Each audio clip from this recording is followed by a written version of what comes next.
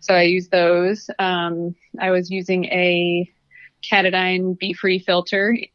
I will be totally honest. I drank a lot of unfiltered water throughout training and throughout the attempt. And right now I feel totally fine. But again, it's good to have that because you never know if a lot of those ridgelines are really dry and don't have any water source or hardly anything. So if if you're in trouble and you need to drink out of a puddle, that would be what would make you sick. So sure. You definitely have a filter or some iodine or something out there with you. But I definitely always had that. I had a couple of different headlamps. I've been using a Petzl now, but during the attempt, my pacer extraordinaire, Aaron Newell, who was with me for almost 100 miles of the whole thing. So he's an amazing athlete. Yeah. He let me use his lupine headlamps, which I think are actually a German company, but they make bike lights was their, first product. And It's very, very bright, really nice interchangeable battery, rechargeable battery pack that you can actually charge other things off of their batteries if you needed to, which is pretty cool. Also, let's see, I use Tailwind as my hydration nutrition source. So I was putting 100 calories per soft flask. I was wearing I guess I used a Nathan vest. I used a couple of different styles of running vests. I was trying lots of different things to see what would work best for me, that I could carry a lot of things in, but also be comfortable and not cause a lot of chafing. And for, different than hiking, backpacks, you have a running vest that hugs through your rib cage is really nice and kind of shouldn't really, you don't want it bouncing, that sort of stuff, which you don't want with a backpack either. But you want enough space and you want it stretchy so that you can put soft flasks in it. So I was using Tailwind in my bottles, and in training, I was training my gut to absorb a lot of calories. So in running, females specifically, we can only digest about 200 calories an hour when we're running. So I was working to really work on getting in about 250 to 300 calories an hour during my training, so that while I was out for the 46, I could really take in a lot, which was successful. My stomach was bomb proof the whole time, except for one morning I woke up, I was nauseous, but that went away quickly. Well, that's good. But it was great. I was very, very happy. And I was able to eat a lot. I mean, a lot of sugar, but, so I was doing Tailwind with real food on top of that during training, plus some gels and, other stuff too. So that was really helpful. What else? I think that's kind of I had a really nice pair of, I also run for Jolbo, eyewear, and they make a really awesome. So a lot of their lenses are photochromatic, so they change with the light. So for here, it's ideal because we're in and out of the canopy so often, and sometimes even on very overcast days, it's nice to have some eye protection because it's still bright but not sunny. And so they make a great line of different lenses. That I had a pair that actually went completely clear, and then actually got quite dark. So I could leave those on for bushwhacking so that they were totally clear and I wouldn't lose an eye. And I could also wear them at night kind of too, to protect my eyes, which was cool. Very cool. Very cool. So before we get into the actual hike, can you quickly give us a rundown of the crew element? So, these sorts of attempts clearly need a strong support crew to help you. They need to be where you need them to be, when you need them to be there. So can you talk a little bit about your crew? How'd you guys formulate the plan? Who would be where? You'll be here with the food here. You'll be here with, my sleeping bag there. How'd you guys come up with that plan? Because that's obviously a huge, huge element of making sure this works. Yeah. I mean, it wouldn't have been possible without them. I mean, certainly, the folks that do the unsupported, they're carrying a lot more weight, and that's something you have to consider as far as, right, carrying a beer canister in the high peaks, if you're doing an unsupported effort, so it makes it a bit more challenging. So without my crew, I would have been, it wouldn't have happened. So my boyfriend, Jay Whitbourne, was kind of the man on the ground. He was our go-between for kind of organizing everybody else. So, he had a Garmin InReach, as did I, so we could communicate between them, even if neither of us had cell reception. Mm-hmm. So I could send him a message saying, summit, and with a timestamp on it. And so he was very integral to being in different places at different times. And, with kind of, he was the one that packed in my sleeping equipment and that sort of thing, both nights, and also did quite a bit of hiking on his own too with us.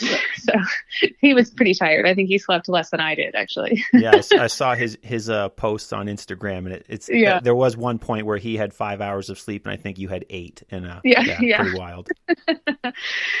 Which we talked a little bit about that. I think looking back, having a second person, a second body there to do some of that, like organizing and like talking to the other crew members, would have been pretty, good idea, because that way he could have slept while that person did those things, or gear, or like went and got gas or something. Jay could have been, because I have my Tacoma set up to camp in the back of it quite comfortably. So, it was a great mobile aid station basically, but it would have been easy for him to crawl in the back and sleep while the other person drove around or something like that. So, for the future, that's something, we talked about. That makes sense. Yeah. And then, I had a great crew of athletes with me that were pacers. So I already mentioned my friend Aaron, who he was like amazing. I very, very thankful that he was able to, he's a professional athlete, so he has a lot of time. Perfect. To do things. So he was able to, basically come out anytime I needed him to and pace and carry gear. After the first day and a half, I pretty much gave up my pack, and the pacers would carry it for me, to kind of save my shoulders and stop any chafing and that sort of thing, which I was psyched. Both my shoulders felt great. Usually with carrying poles in something like this for such a long period, I end up with like some cramping in my shoulders, but I didn't get any, so that was good. But yeah, so without Aaron, this also would have not happened. He was a really integral part. He ended up actually on the Great Range. My other pacer, Nick Arndt, who works at Old Mountain Coffee, actually, a lot of folks know him. He was doing the Great Range with me, and so he had sent a message to Aaron to bring some pizza up to Gothic. So Aaron ended up running pizza up to the top of Gothics at I don't even know, it must have been like 10 or 11 p.m. Nice. with some ginger ale from Stewart's. Yeah. When you need pizza, you need pizza. I hear it was wonderful. Yeah, it was great. So. Terrific. Yeah. All right. So, let's just get into the hike. So for you, it started, last Monday. You're not very far removed from this, 12:15 a.m. at the Allen Mountain Trailhead. So if you could break it down day by day, peak by peak, and just take us through, starting with day one. You're at the Allen Mountain Trailhead. What mountains were on tap for day one, and just take us through the story. Sure. So I was actually super lucky also to stay down at the House Club down there. I have a friend who's their caretaker. So we were able to, because my truck is set up to live in, basically, we were able to just sleep right there. So we're about a 10-minute drive from the Allen Trailhead in the morning. So we showed up and, I had to dig a cat hole first. Of course. And just started out like I was on any other run going into Allen. I hadn't been in there in several years, but I remembered it, and, but there were times I wished I'd had my, I do most of my training typically with my dog Mocha, who's a 25-pound mini Australian Shepherd Spaniel mix. And, it was a little eerie out there, it was alone. It was very still. The evening, like the night was very kind of still. It was in the high 50s. So it was really great temperature, but it was also humid. And that trail is very dense along the edges. So it's like a gravel road, a lot of it on your way in, for the first 6 miles or something. And, but the flora is very close. So I kept being like, I could come up on a bear or a moose or anything. Totally. Absolutely. It's an eerie spot out there on Allen Mountain. It kind of is. And in the dark, it was, you got your headlamp and you're kind of in a tunnel. And, so I was wishing Mocha was with me because we don't see much wildlife when she's with me because she scares it all off. But that was, it was a really good, uneventful run in. And again, very still on the summit, just kind of like a black void up there. Like I couldn't see anything. I saw the sign and turned around and headed back down. I did find the cobble kind of hurt my feet actually a little bit. I started with the La Sportiva Captiva, which are a bit less cushioning, but good for running.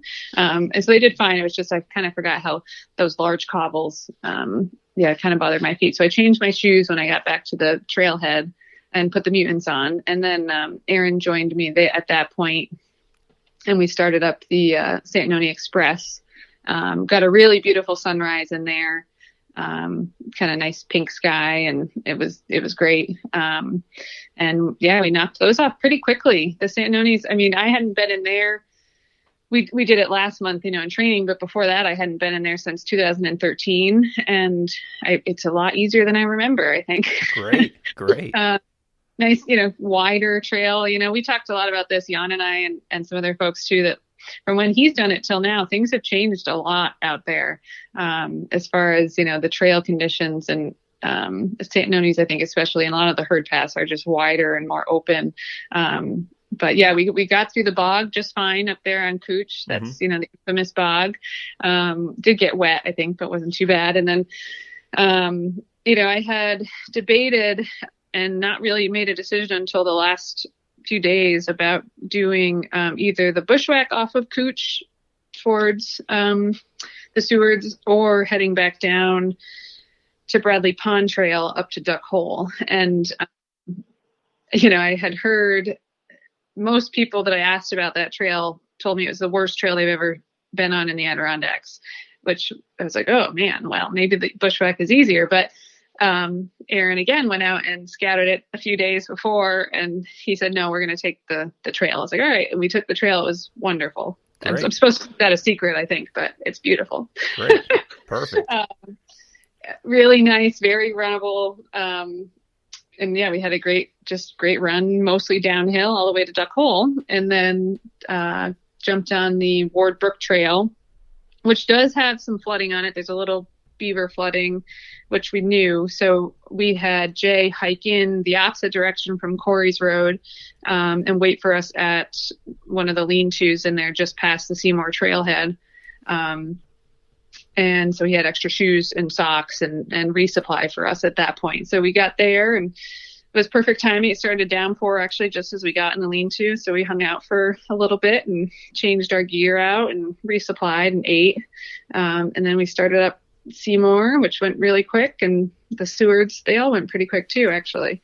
Little wet in there, but not too bad. And I think I was back at the trailhead at Corey's a few hours ahead of my projected time, actually. So that was kind of nice. So it was still daylight. It was probably 6 p.m. or 6:30, I think, when I got to the Corey's Road trailhead. And so I hopped in the back of the truck, and a friend of mine had let me borrow her Normatex. So I threw the Normatex on in the back of the truck, and we drove back to my house here in Saranac Lake. Okay, cool. So that was day one, and felt pretty good. Like that full day, I felt very like it was easy, and that I was moving well. And I did have actually that first day a little bit of Achilles pain, which was brand new for me. I hadn't experienced that in training at all. On the side that I had broken my ankle on, the bad side that I was worried about, the foot. And we had taped that before starting with some Leukotape, which if people don't know, you should purchase some, because Leukotape's a fabulous product.